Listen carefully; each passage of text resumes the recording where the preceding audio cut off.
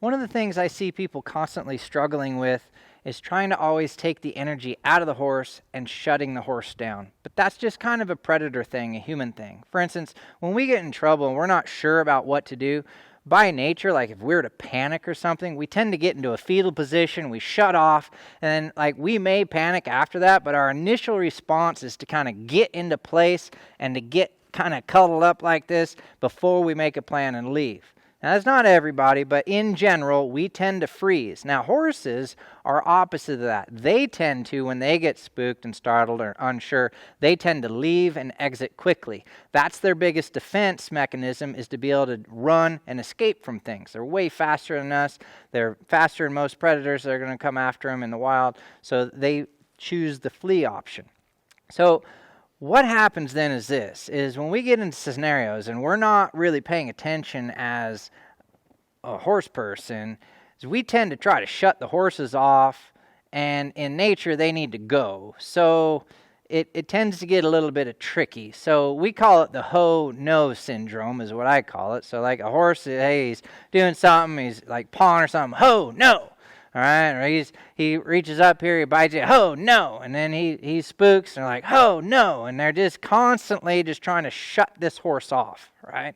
Now, I'm not saying you should never shut your horse off. But if you take concentrated training time, that like I'm going to show you here in a minute, and teach this horse to go through things to find the answer, I think you're going to find more success in the long run. For instance, what we're going to try to do, instead of telling the horse no, we're going to tell the horse yes. Now, let me tell you a little analogy before we jump into this. Let's say you have a kid, and it's wintertime, like it is now. It's a little chilly outside now. I've got my little heated vest on, and just trying to make this work tonight. So, but let's say you're like, hey, you got a kid. His name's Tommy. You're like, hey, Tommy, it's cold outside, honey. You need to put your coat on. It's going to be cold. I don't want you to get cold outside. Make sure you put your jacket on. And he looks at you and he's like, whatever, I'm like a little furnace. I don't need a coat. I looked out the window. It's fine. He's sitting in the house at 75 degrees by the wood stove or something. So he gets outside, and what you should do then is just shut the door, maybe lock it. All right? Now, don't do this in the wintertime when it's minus 20 or whatever. Do it in like the spring when it's like 50 degrees out and it's not pouring down rain. And it gets a little cold out there.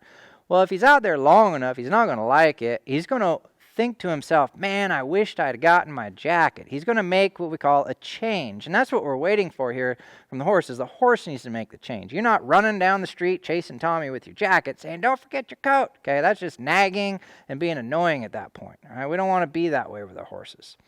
So let's say then he comes to the door, he's like, I want my coat. Well, it's locked. You just leave it locked there for a time period. It doesn't have to be all night or anything, but long enough that it gets his attention. Let's just say 30 minutes, all right? He's not dying out there, okay? The world isn't in it. He's just cold-ish, right? He's not going to go hypothermic or anything. It's just chilly. Well, tomorrow, same scenario. Hey, Tommy, it's cold outside. Do you think you should take your jacket? Well, if you've done this enough, and he's smart enough, he probably already has his jacket. Right? Because he remembers yesterday being cold, so he fixes the problem himself. And that's kind of what we're trying to get done with our horses, is put them in a situation where they can learn. They're not wrong. Like, you're not telling them, hey, don't forget your jacket and don't do this and don't do that and don't do this. We're just saying, oh, okay, yes, good job. Like, I offered it to you. You didn't want it, so bye. Like, good luck. I love you. Yes, yes, yes. Go out there in your tank top. It's awesome. Okay?